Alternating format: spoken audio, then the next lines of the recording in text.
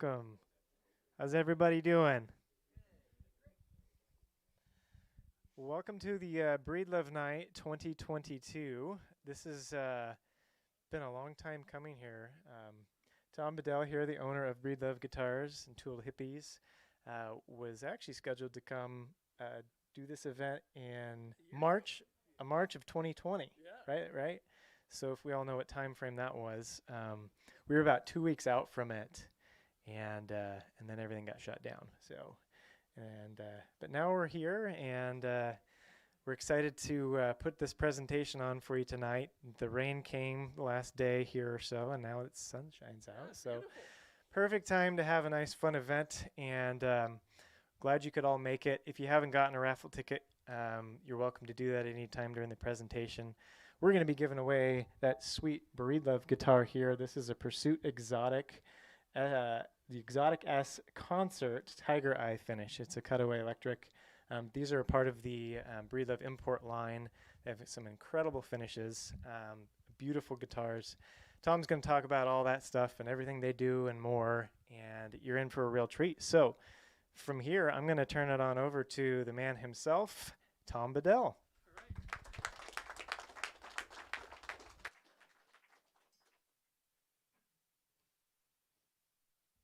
Thank you so much for coming.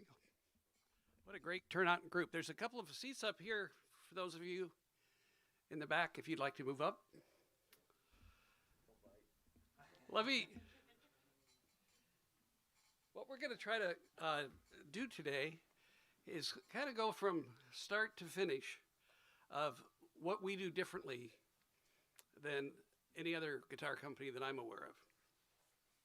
Why our guitars are different, why our values are different, why the experience, hopefully, with our instruments is different.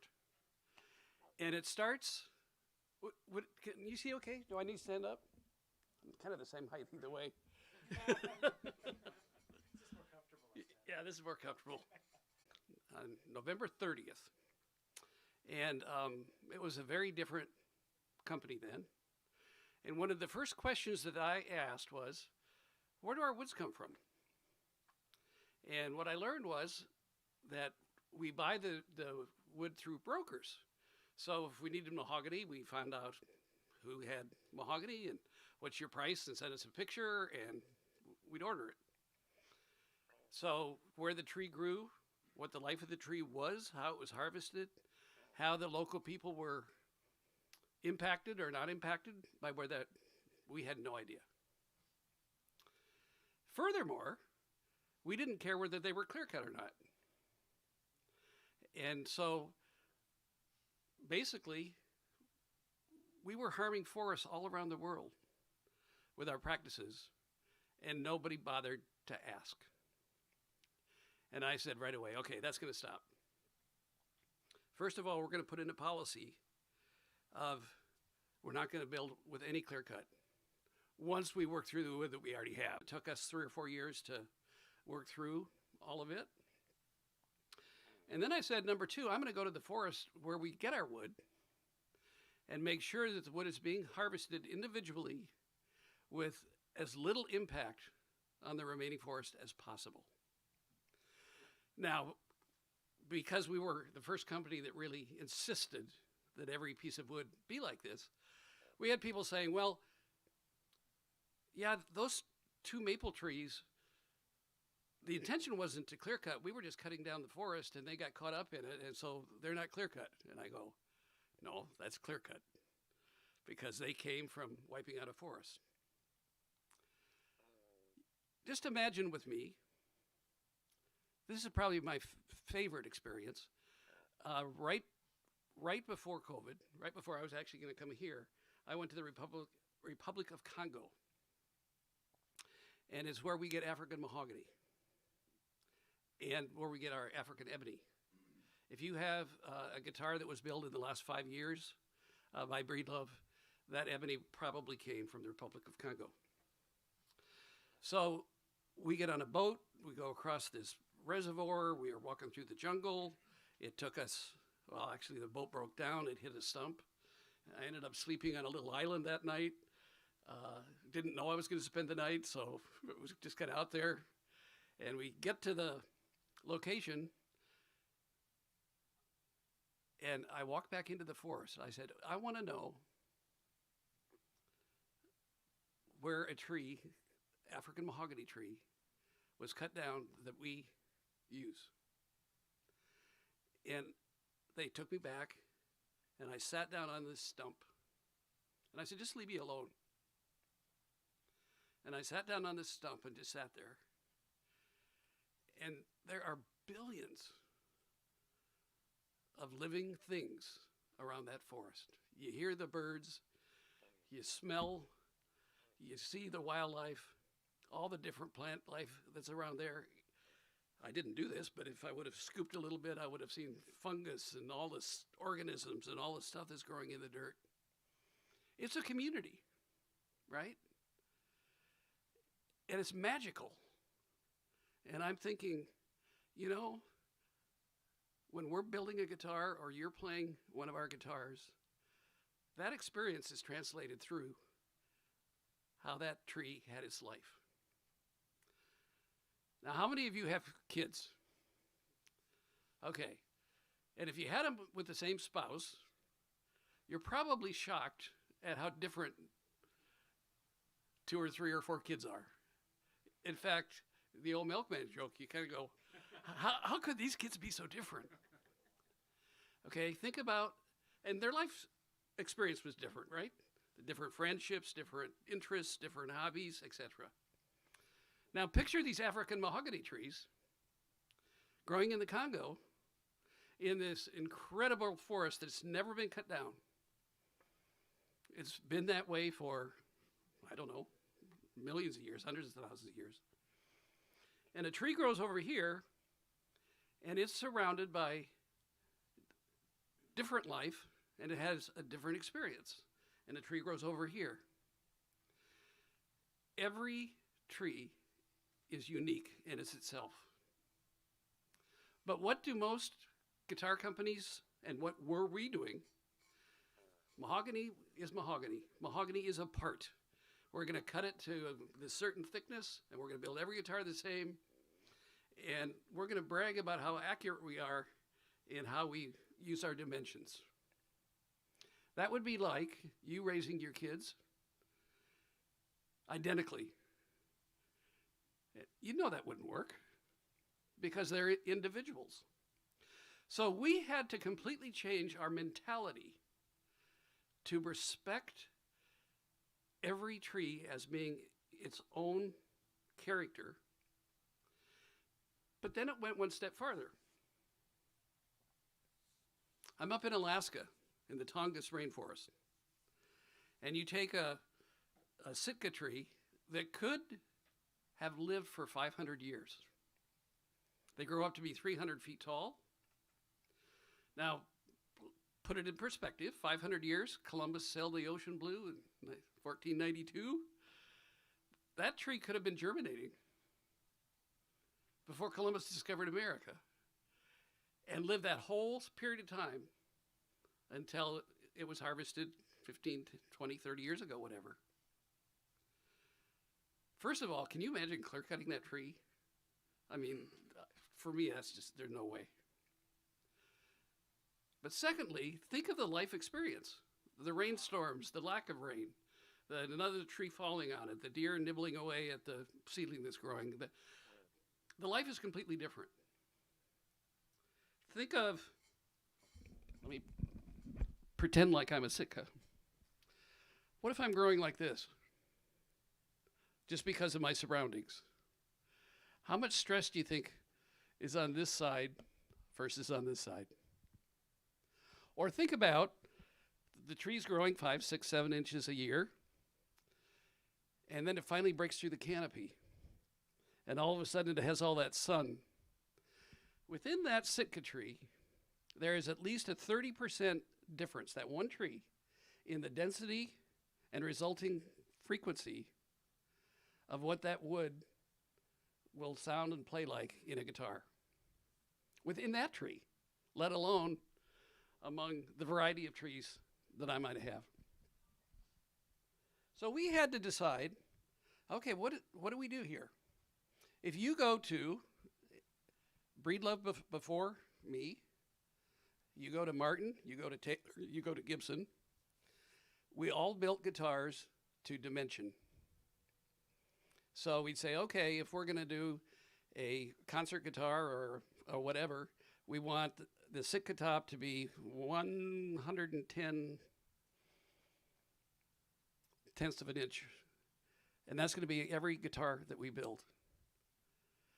And of course, the whole Deming strategy of teaching people how to be efficient in their businesses is you cut out variability by doing everything exactly the same way, right? Well, what we said was, wait a minute, variability is the secret to building the best guitars. If we can respect each piece of wood for what it is, mill it to the frequency and the density and the strength, stiffness for the kind of guitar play that we want to play, and we're willing to treat that guitar that way, we're going to build way better sounding guitars.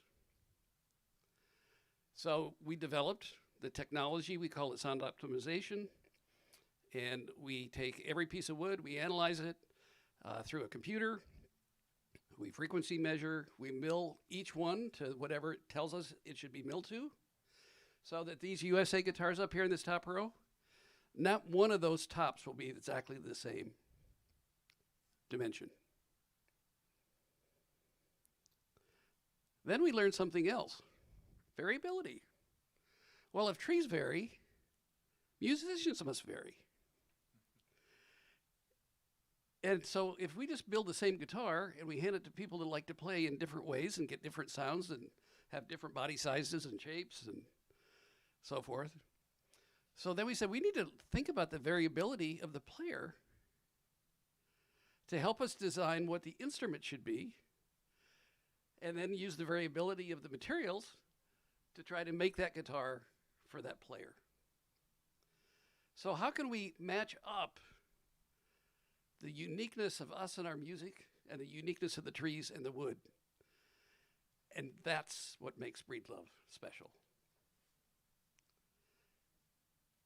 Sometimes people will come down and visit us. Many of you have been down in Bend. And how you play, we ask you a bunch of questions. Do you strum? Do you finger pick? How hard do you play? What room do you play in? Do you perform or don't you? Do you plug in or do you play acoustically? All of that information helps us figure out how to design the guitar that will match up to you, that will feel magic. When you pick it up to play it, it'll feel like it's part of an extension of your sound, of your music, of the experience that you want to have. Am I making any sense?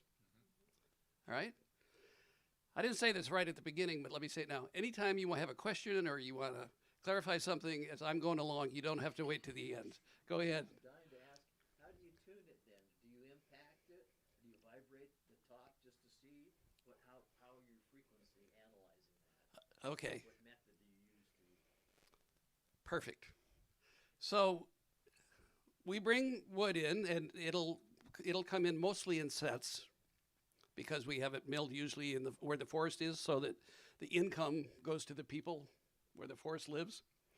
So it comes in and it's thicker than we're ever going to use it. And we have a computer program that we actually weigh it. We test the frequency.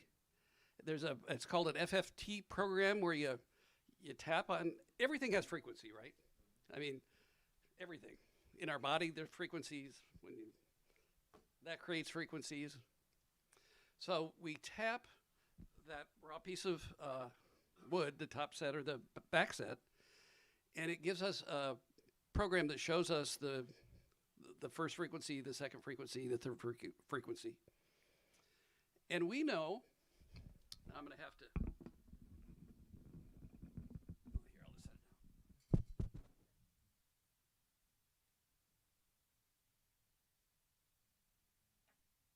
When you tap on the back of a guitar, we tap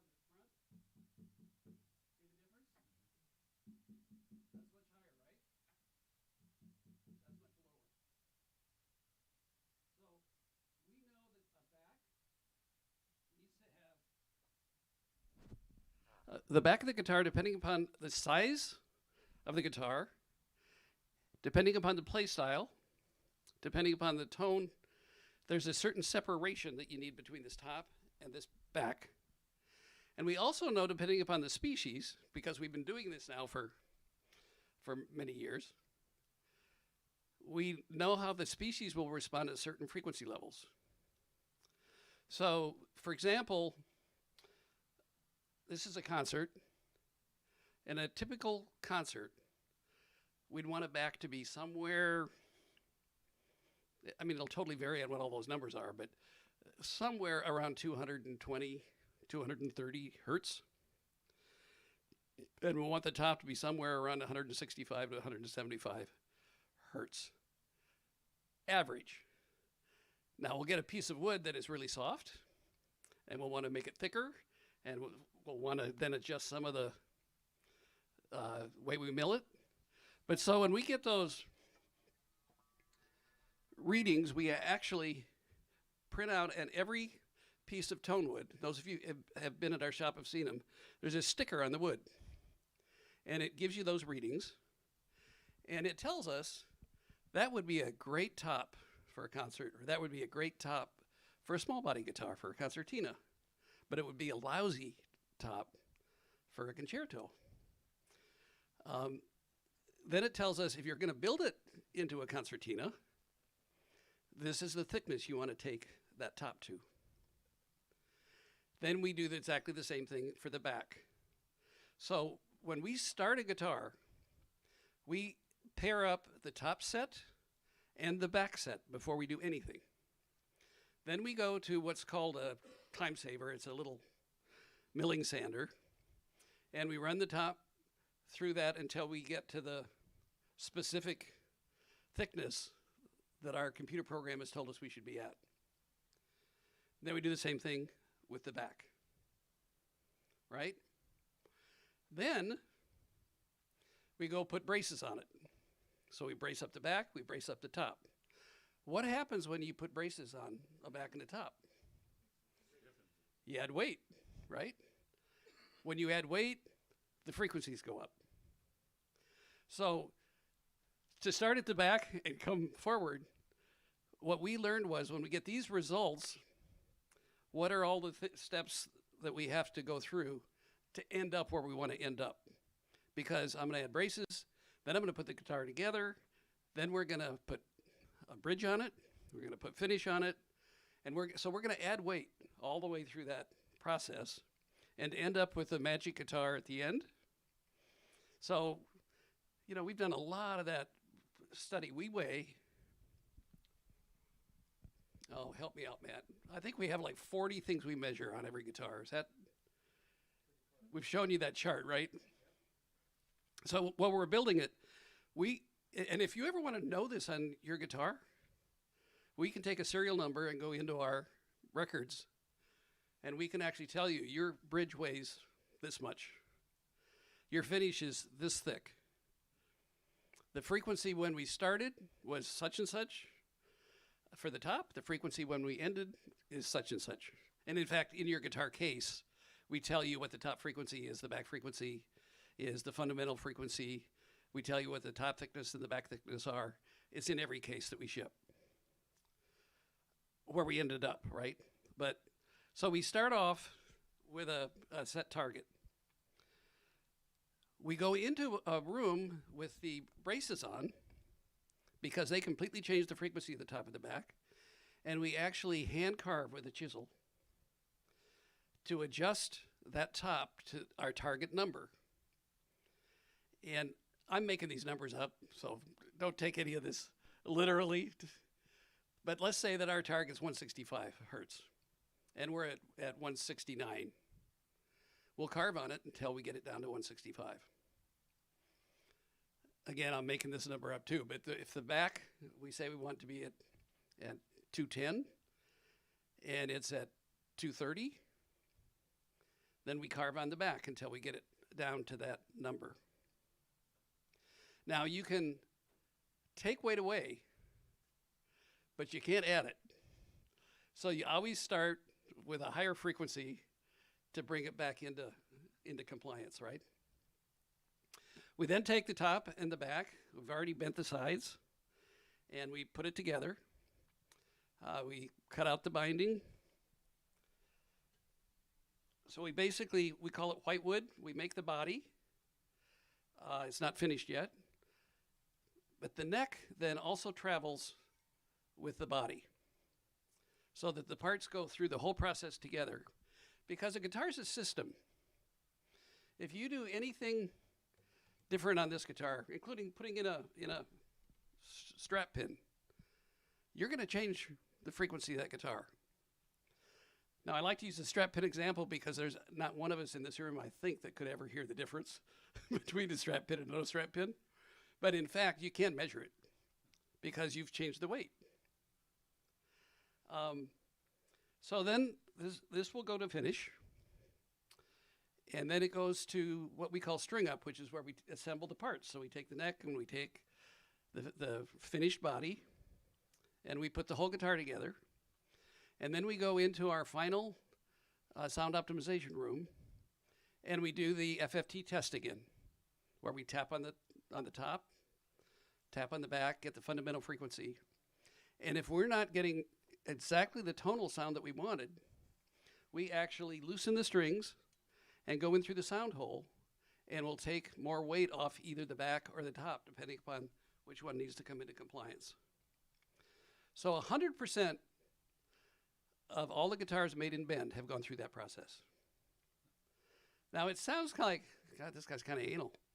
I can tell you, you can hear it. If our separation is 10 hertz off, and you play it, and then you loosen it up, and you take some material off, and you remove those 10 hertz, you just feel it just come right into its perfect zone. And it just is it's awesome. Now, we can do one thing more. This is a little more hit and miss sometimes because of the choices that you might make and the woods you want to use or whatever. But let's say that you're a player that likes to use a thumb pick and use the two lower strings for, boom, boom, boom, boom, boom, boom. And you really want that sound to be there. We can try to affect that separation of sound to give you more of that bass. Or let's say that you really want perfect balance across the strings. We'll do a little bit of a different target in terms of how we tone that in. So the guys have really become magicians. And one thing that I'm so proud of is we had a fellow from, he was from LA. And he had bought a guitar, and he just loved it. And he wanted to give it to a friend of his, but he wanted another one that was exactly the same. Well, in the past, what we would do and what other companies did was go in a music store, play all these different guitars, and find the one that you like. But they won't all be the same, even if it's the same model, because of variability, right? We actually can go back in, look at those 40 things that we did to make this guitar, and we can replicate that sound and give you back the same guitar. I don't know of anybody else in America that can do that. It's really fun for our guys because they know the target, right?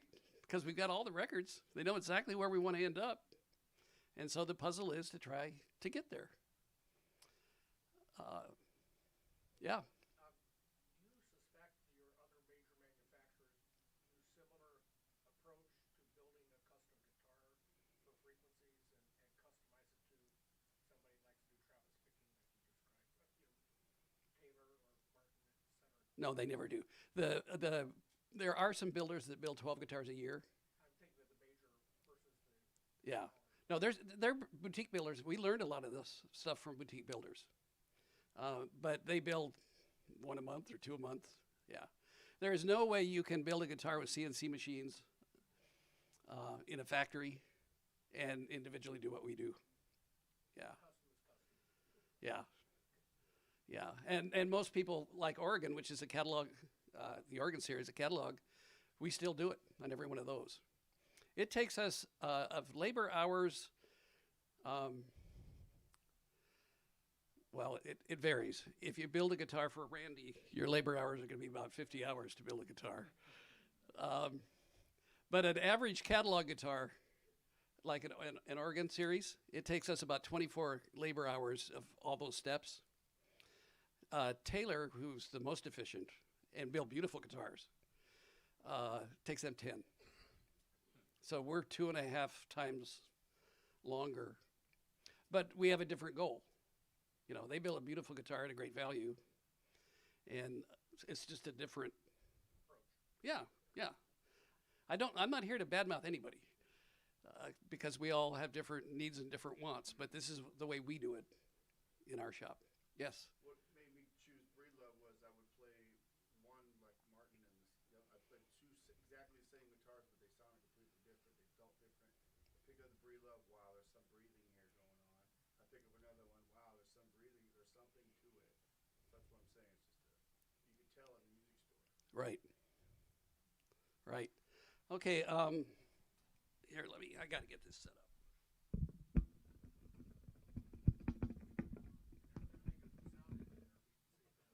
Never going to. That'll work. All right. No, I'm not going to play.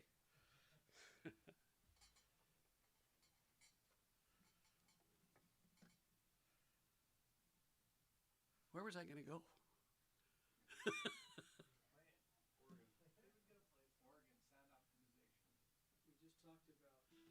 Okay. Refitting them. I mean, as you went and redid your final FTD, whatever that is, and then on the inside of that thing, are you when you're if you have to take off weight off of that deck there, are you using some kind of obviously some kind of a sander type A of finger chisel. finger chisel? Yeah. You guys are actually doing. Yeah. Yeah, no, we'll use a finger chisel. And we do try to go in and do a little bit of sandpaper. Yeah. But I know this sounds tacky. We care less how beautiful it looks inside than we do about how terrific it sounds. And so if you take a mirror and you go in and you look at the bracing pattern, you'll see some uneven.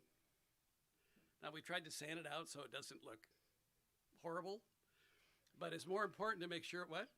Change it. No. If you sand too much. Sand too much, you're going to change your frequency, right?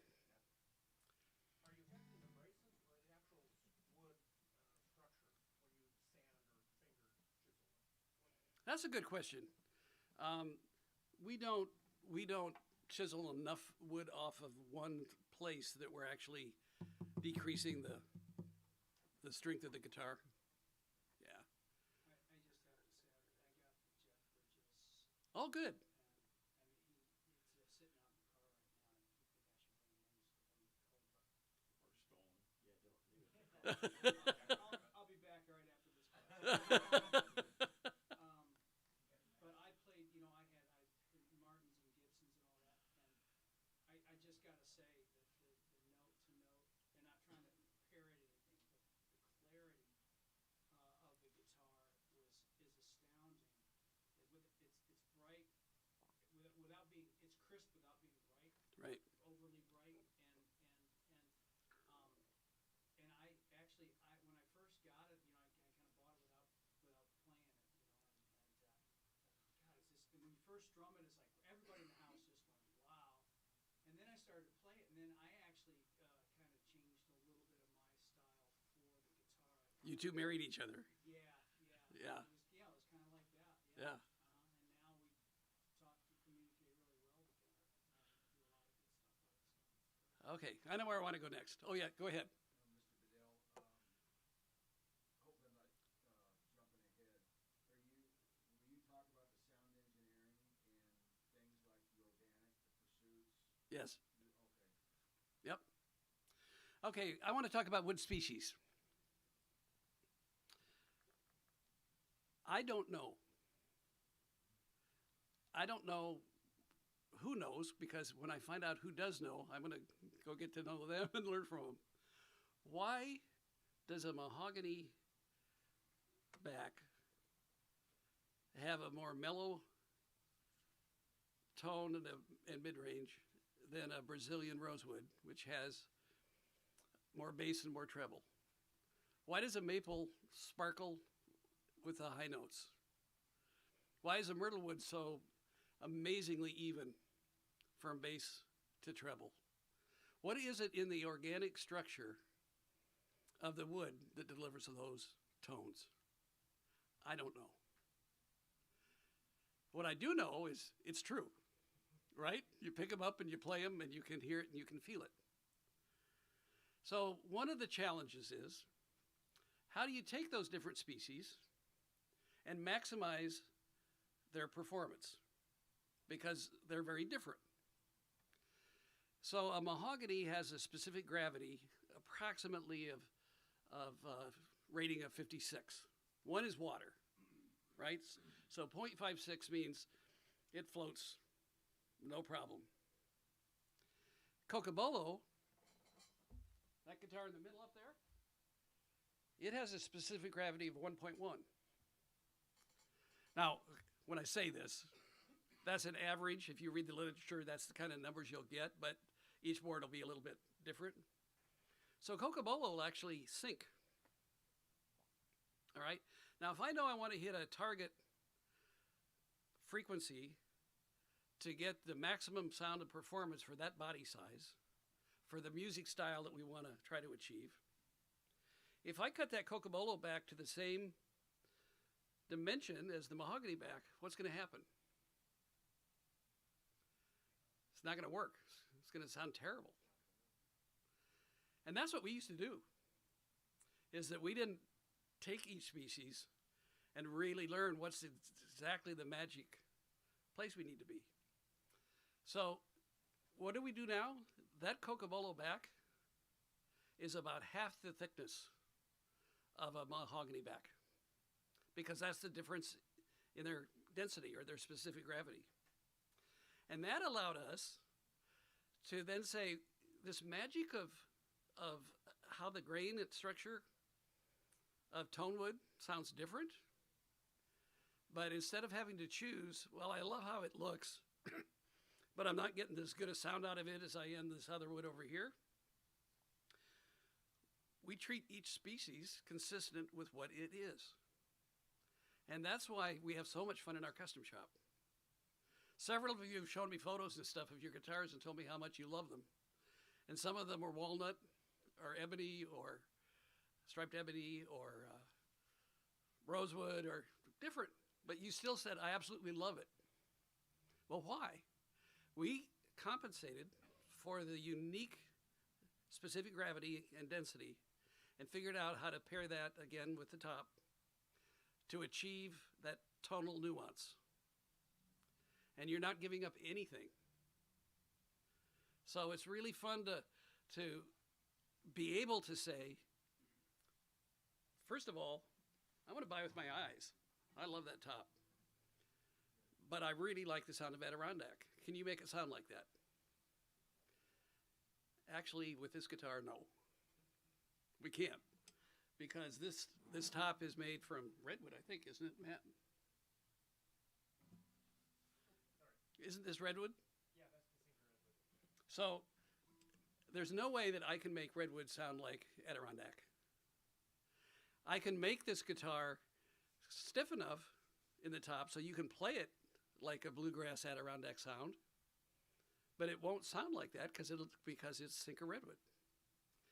It'll be warmer, it'll be softer, it will be more surrounding, it'll be less crisp, less direct. But you can still play it the same style because that's what the character of this wood is. Does that make sense? But you don't have to choose anymore.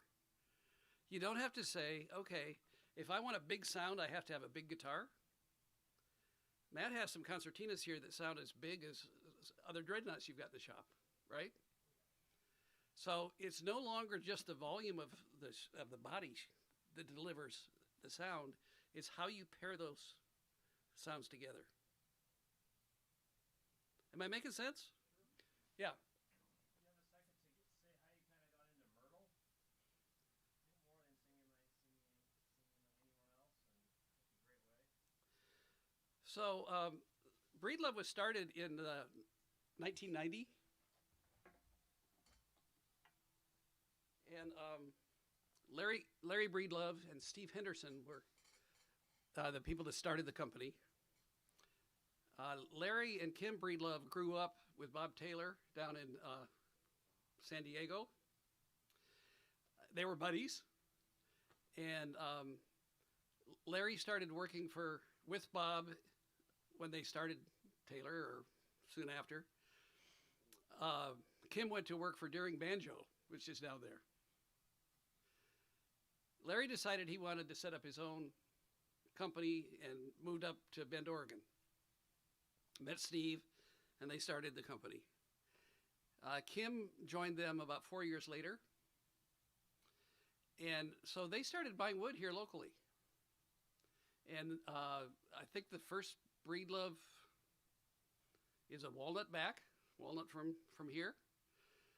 Then they experimented with different woods and happened to try myrtle wood. I don't know if anybody else had ever built a guitar out of myrtle wood or not. I don't know.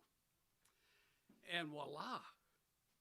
Instead of having to choose the mahogany, typically the classic, so Martin pioneered the acoustic guitar, basically, a lot of what we do now. And mahogany has that nice, it's got a nice hump in it, so that you get that center tone. So let's say that you're singing and you want your guitar to be harmonized with you. That mahogany will do that for you. Let's say you want a guitar that is going to surround you but not compete with your voice. So you want more bass and you want more treble, but you don't want the guitar to get in the way of the middle. That's rosewood, right? And so for most of, I don't know if anybody else here is as old as I am, but I grew up and there were three choices basically. You had a maple, a mahogany, or a rosewood, right? And you were choosing which sound profile that you wanted to have, right? They built some guitars out of myrtlewood and go, holy cow, we don't have to choose. This is right across the board. If we want complete tonal and sound. So, I'm sorry, I sometimes talk in circles. The number one trait in a guitar that people that aren't really sophisticated about sound is volume. When you strum a guitar and it comes right back at your face, you go, wow, there's a lot coming out of that guitar. And there was a study done at Cardiff University in Wales, over in the UK, where they did a lot of study of what does the human ear hear, and then how do we rate values on what we like better than what we dislike. And volume by far is number one in terms of us saying, wow, that's a fantastic sounding guitar. So that's important. And then the tonal balance thing is when you're playing, if a guitar is too bright, so let's say you're playing a maple and it's too bright, you have to change the way you play it to get the sound you want, right? Or let's say you're not getting enough bass for what you want to play. What do? You work the bass strings harder. Myrtlewood, all of a sudden, it just delivers that balanced tone without taking away that wowness in volume. So Myrtlewood became kind of a trademark to Breedlove. And the early Breedloves, they built a lot of guitars out of Myrtlewood. When I bought the company in 2010, I'm not sure. I would guess maybe 25% of the guitars that we made were made out of myrtlewood. Today it's over 50%. Because the other fascinating thing is, people buy with their eye as much as their ear. And it's so much fun working the custom shop because people come in and they'll think they know what they want to build. Some of you had this experience, I'll bet you. This is the kind of guitar I'm going to build. And then you get it in the wood stacks and you see a particular wood set and you connect to it. Have any of you had that experience? Right? And you build a different guitar than you expected to build. Right? That happens all the time. That's a very, very common. So by chance, myrtle wood, if you look at every one of these guitars that are made with myrtle wood, they look completely different in terms of the grain patterns and the finishes. And they allow us to put these colors on them and make them just look absolutely extraordinary. Matt was kind enough to put away a lot of the other acoustics from the other brands here. So bear with me. But when you walk into most music stores, you see a whole bunch of spruce tops, right? And part of the fun that we're having is we not only want our guitars to sound better and be more unique and be able to build with exotic woods, we want them to absolutely look spectacular. And myrtlewood is a huge platform for that. Back in the old days, some of you remember quilted maple. And quilted maple was a great wood to put color finishes on because somehow it would just really bring that out. Well, you can get the sound of myrtlewood and you can get different but really exotic finish work. So myrtlewood is by far our favorite wood, just as a general regular guitar. Did I answer that okay? Just a minute. Yeah? I really came tonight hoping to hear you talk about, where we're going as far as materials for guitars. Okay. But as I've listened to you, you talked about a very engineering approach to how you're building the guitar in figuring out all these resonant frequencies throughout the piece of wood. Do you think wood is the right place? Or is it working against your tonal goals?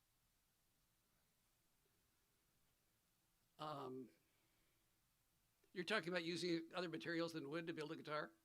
Yes, like, I mean, what I'm hearing you talk about, you're measuring the resonant frequencies. We also hear people talking about doing that with carbon fibers. Exactly. I got you. No, I understand your question. There are companies that do that. You can buy a graphite guitar. Obviously, you can buy electric guitars that control all that kind of stuff. I'm an old hippie, and I like to dream about what that tree was like in its life and the experience that I had sitting on the stump. And I want my music to be me, not somebody else, and I want that guitar to reflect me and my music and my soul. And so I am not interested in not using organic living materials because that's just who I choose to be and what I want my company to be. That does not mean that a graphite guitar is a bad idea. It's just not me. Is that okay? The question was, where does the myrtlewood come from? There's a 90-mile stretch from Northern California up that grows myrtlewood. It's a very limited area. It's not clear-cut. It's not a general. It's used, for example, if you go to Coosa Bay, you'll see, there's a lot of myrtlewood. You'll see all kinds of roadside shops and stuff that'll have colorful salad bowls and knickknacks and stuff because the wood is so interesting. So it's an Oregon wood completely. Yeah. I'm just curious. I'm looking at the grain and stuff, and I've always wondered, like, do you take, like, when they cut the tree, is it like kind of sideways, or is it kind of straight up and down, or? Great question. How do they cut the woods out of it? Yeah, great question. Okay. Do the words quarter sawn and flat sawn mean anything to you guys? Okay. So what flat sawn means is you take a tree and you lay it down, and you just slice it, right? What quarter sawn means is you take a tree like this and you cut it into a cylinder, and you go from the outside of the tree to the center across the grain lines. So when you're doing flat sawn is when you see most construction wood is flat sawn. And when you see patterns in it, it's because it's dissecting through the growth lines, not in a symmetrical way, but in a just randomly for the slice. The problem with that is the integrity. If you flat saw, the integrity of the wood varies a lot. And so you may get a lot of figure and it may look beautiful, but the structural integrity of that wood will not be consistent across the back of that guitar or the top of the guitar. So what you do with a quarter sawn, which is what you want, is you go from the outside to the center and cut it like this. And then when you get to a certain place where you're a little bit too far off direct quarter center, you take a little piece out and throw it away and start again. And so you then take that piece and we cut it in half and book match it. And that's how you get all these great patterns that look symmetrical. If you didn't do that, if you just had one big piece of top, you see a lot of variance from one edge to the other edge. And so that's basically the process. Yes? How does wood material or species on the side affect tone? I'm guessing Great question. not as much as the top or bottom, but what do the sides do as far as sound? If a guitar is built right, they have a huge impact on the sound. If it's built wrong, they have a huge impact on the sound. A guitar, this top, when it's moving, it's pushing air against the back and it's pushing air into the room. Half the energy is going into the room and half the energy is going into the back. You know how when you sing in the shower and you sound so good? Because your just voice is bouncing right off of that tile? Well, when you play your guitar in your man cave or your woman cave, if it's a small room, the air that's pushing into that room is part of the music that you're making, right? So the acoustics of the room affect the way your guitar sounds. You then go into a bigger space, so you go up onto a big stage, and if you weren't electrified, you were just playing it the same way, it would sound completely different because you would be losing half of the sound. Does that make sense? The job of the sides is to not move. It is for them to be a solid anchor so that this top can move freely against the back and the back can move. You know how you can feel the back sometimes against your chest? Right? So it's also moving. If any energy goes into this side, you're dampening the output of the music of the guitar. So the stiffness, you want this to be so stiff that it won't move. But there's another interesting characteristic. As you remember from your physics class, energy travels most efficiently through stiffness and through lightweight. So something that's really lightweight and stiff, energy will travel through it much more efficiently. So those are kind of counterintuitive, right? So part of the key is how do we make this as stiff as we can, but make it as light as we can? It's the same thing with the neck. You know, people talk about some of the stuff I say I know is not conventional by what you've read, and so treat me as these are my opinions, and feel free to have opinions from other people as well, please. I believe the neck has a whole lot to do with what a guitar sounds like. The number one reason it has a whole lot to do is if you're feeling vibrations of your playing up in this hand, you play differently because you're totally connecting to the guitar. If you feel it against your body, you play differently because the guitar's responding, right? So the biggest impact that a neck has, I think, is in how you play. Have you ever played a guitar with a neck that just didn't fit and didn't feel right and you were fighting it? You didn't sound as good, did you? Because it's just not the same. So that's part of it. But the other part of it is that there's vibrations happening all along this neck that are going into this body as well. So again, the stiffness and the lightness of a neck make a difference. Now,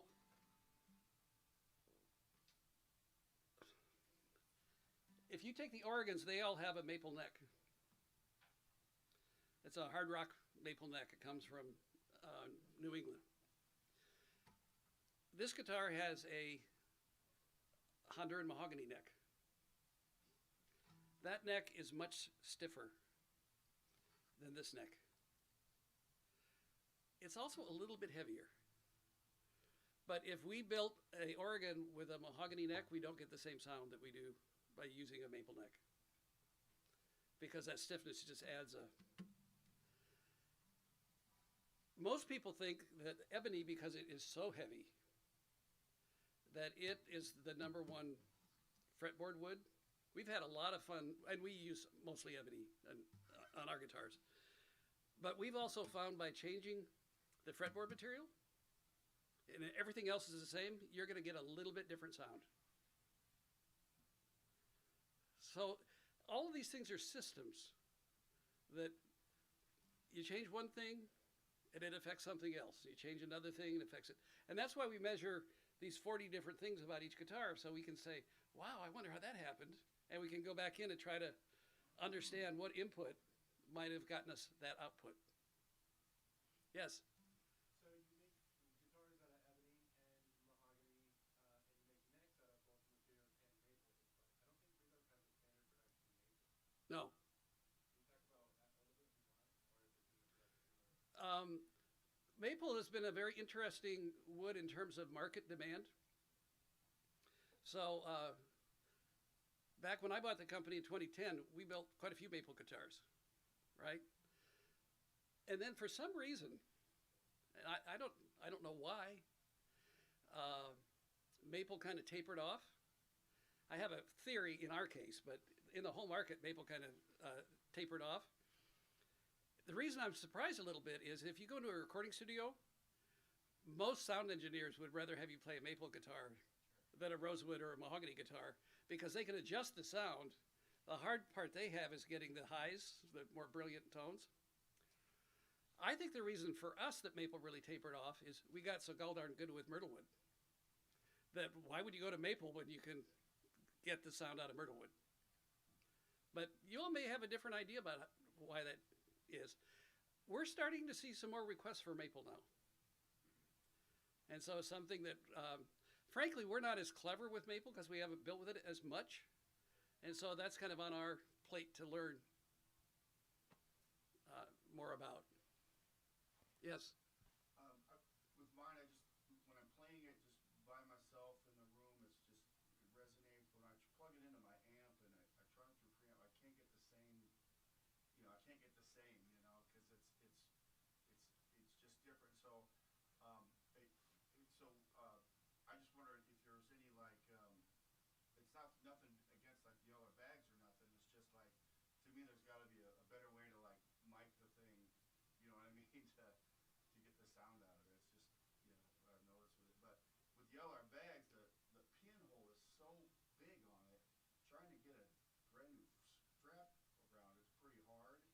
And so I was wondering if you can maybe talk to them and maybe get some sort of strap lock or something. Because I'm a big guy and I have to like order extra long straps to get my guitar to even fit. And then to try to get it on that thing, I don't know, maybe somebody has a suggestion for me or something. We can talk. There's a few little things we can talk about after we've had I before. was going to say, Matt, could you sell him a new strap? There's a few little things we can do.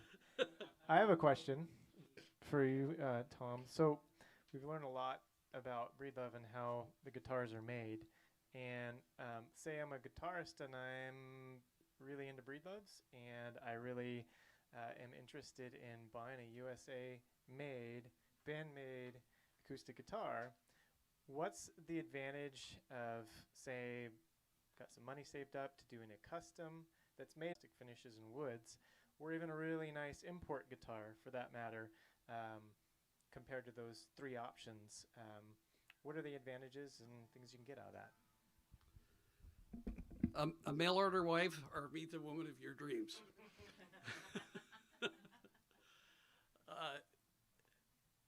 As I kind of started out this whole conversation, when you get to do a custom, you're building your guitar. You're building to your music, you're building to what you love, you're building to what you like. Production guitar that's hanging on the wall. So it's that intimate experience that is so much fun. How many of you own more than 2 Breedloves? It's just such a wonderful experience, and Matt does such a great job of inviting people to come down to our shop and letting us go through that. I get so darn excited when we're designing a guitar. I can't wait for it to be done, to see what it looks like and what it sounds like and what it feels like. I compare it to when my kids were born and I'm in the nursery waiting model. In our case, do you get a whole lot better sound? Frankly, no. You get a different sound because you're choosing your wood species, but we put everything into building an organ or a legacy that we put into building a custom in terms of sound optimization. So that's different. When you buy a import guitar, and I want next if it's okay, we take the. Can we take a short break? Okay, that.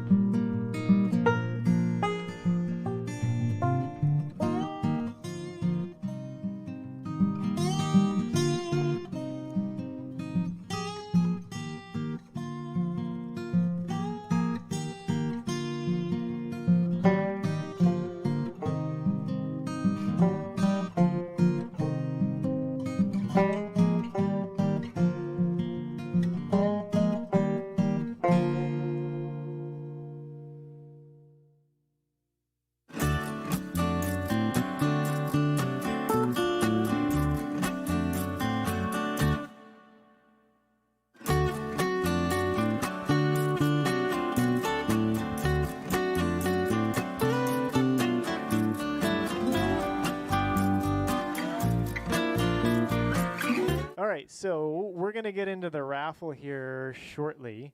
But before we do, I want to just take a minute or two. Let's give Tom Bedell a big hand, first of all. And thank you for coming.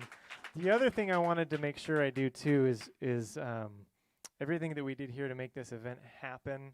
I have to say a big thanks to the Music World staff. All these guys behind the counter here made this happen. I know we have a kind of a small storefront here, and we have a lot of inventory and things that we have to move around, and they spent extra hours getting this all set up for you guys so that we can enjoy time with Tom here and talk guitars and woods and all that. So we've learned a lot of different things about Breedlove and how they implement certain build tactics, and just, you know, like I was just talking to a guy here, they just continue to keep building better and better guitars, both on the Bedell side and the Breedlove side within the family. And I've personally gotten to see a lot of different guitars come through at both in the production line, USA and import, and some fabulous customs that some of you guys here have designed and made. And one of the things that we like to do is do an annual trip. We're only about 3.5 hours from Bend every year until COVID kind of messed that up. But we figured out some things to make it work, and we got back at it last November. We've got some guitars still finishing up, and few that have come in are just amazing. So if you've ever been thinking about wanting to do a custom build, we are doing that trip on November 4th, so just about 2 weeks away. And so if the night's over and you're interested, just come talk to me and we can chat about it. Randy, you heard his name before, brought one of his customs, and I thought I'd share it with you because it's a really cool guitar. And this particular guitar here, thank you, is kind of a heritage guitar to his time he spent in Kansas growing up. And this is kind of the neat personal aspect of a custom guitar. Obviously, you get to pick your own woods, and that's a process in itself that's really fun. This particular guitar, he chose just a wild piece of exotic ebony on here. It's got all kinds of grain and figure in it, beautiful sides and back. The top is a bear claw Sitka spruce, just a real strummer. It's a concerto body, so it really moves the air. It sounds incredible. But the personal touch is really some of these little symbols and heirlooms from his time with his parents' farm and some things in Kansas. The sunflower from, Randy, you can correct me if I'm wrong on this one, there were sunflower fields that were, the state flower. The Mobile One Pegasus, they had a gas station that had the Mobile One Pegasus sign. There's the weather vane that was out on the, you see those everywhere in Kansas. His initials at RDP, and then wouldn't be Kansas without the little ruby red slippers of Dorothy from the Wizard of Oz, which is pretty cool. The telephone pole, I love it. So this is just one design. Randy actually has a second heritage guitar in the build right now, going back to Colorado, which is pretty cool, and there's some neat ones that he chose for that as well. But anyways, we thought we'd share that with you, and being able to have that experience to go down there. These guys have been so gracious to let us come time after time for the annual trip, and we take people in between the annual trip as well. But if you're interested or have friends that are interested, something you guys talked about, just let me know or contact us. And we're very, very thankful that we've been able to have that special relationship with them. They get us the good stuff. We get into some really beautiful, pretty unique pieces of wood you're not going to find anywhere else. Not to mention, inspiration has struck, right? Yeah. Well, no, I just want to share, because we have so much fun when y'all come down, and different people here can tell you about their experience. But we literally have a room we call our custom shop, and it's got all of our really special woods in it. For example, we have a 50,000-year-old kauri tree back in side set. We have a 3,000 guitar going through a 3,000-year-old Sitka top on a guitar that Matt worked with one of you on. So it's not just the standard experience you'd get if you just, and we let you go through and look at whatever you like. We're happy to show you examples. We walk you through the sound targets that we would. We listen to how you play. It is right, guys? It's a great experience. And my staff loves it. We're a little bit different than most of the production companies because we pretty much want to build your guitar. Our limits are neck design, because that requires a whole new CNC program. So, you know, you could choose between a 1 3/4 and a 1 11/16, but if you wanted a complete different neck shape, that's a limit we have. And we have our 4 body shapes that we're pretty limited to, but you can do a sharp. I don't know if we have one. Yeah. That's the one that Celine designed. She's coming right now. Yeah. We did that last year on our trip. Or you can do the soft cutaway, or you can. So we're pretty flexible in wanting to build your guitar. The other thing, do you spend the night or do you just come for the day? Last year we only did a day trip, but this year we've got a hotel booked on the 3rd, so we'll stay overnight.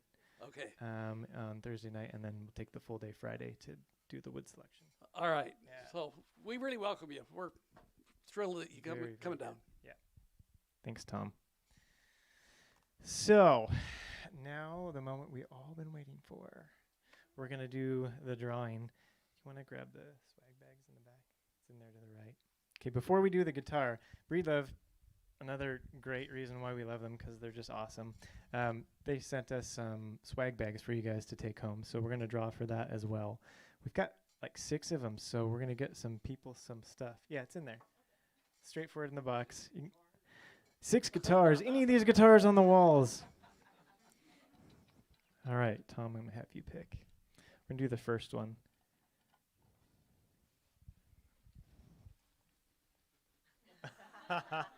I love it.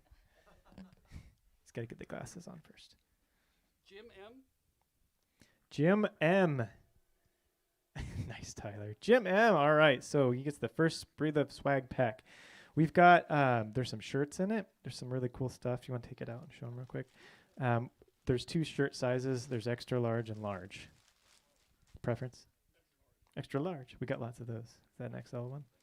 Yep. Okay. Put that one there.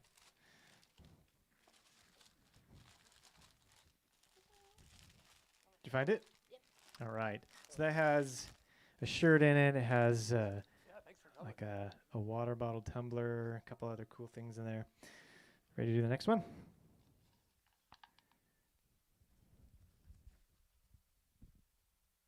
Yana S. Yana S. Or Kyna. Oh, that's you. All right. I couldn't read it. Swag pack number I'm 2. sorry. She'll get you set up with the right one there. All right. And the next one. There you go. Jesse S. Jesse Schaefer. This guy is a local guitar teacher, and he can shred. Awesome. He is a player for sure. I think so. I think a job at Breedlove is in his future. Help me design them. All right, Jesse. Cassidy Y. Ooh, there we go. Got another one. Yay.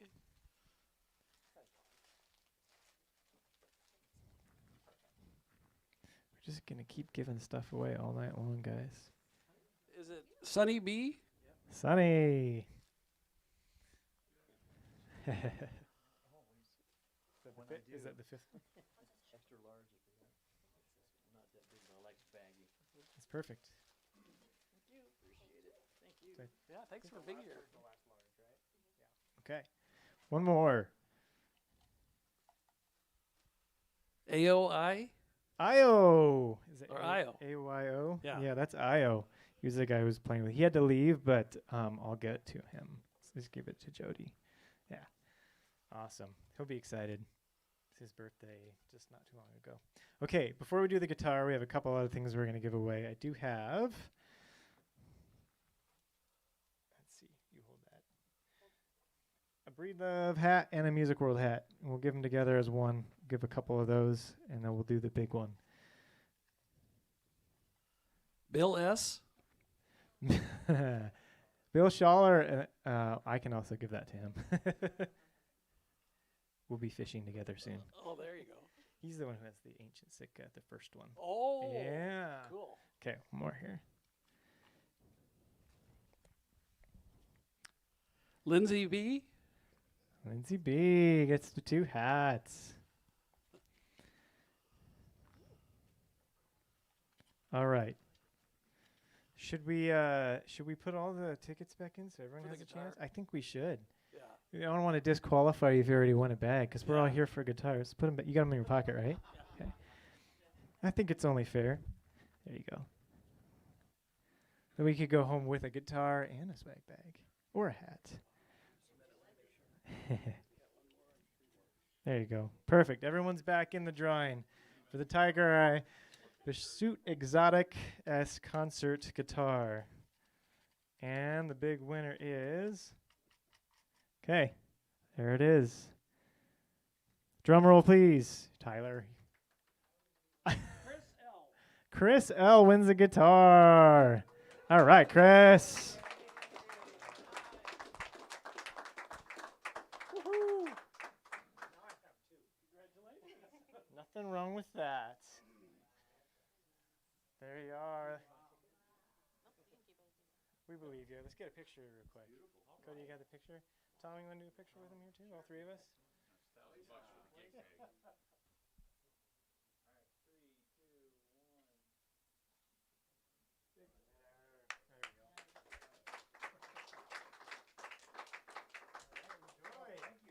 What's your other Breedlove you have? I have Premier.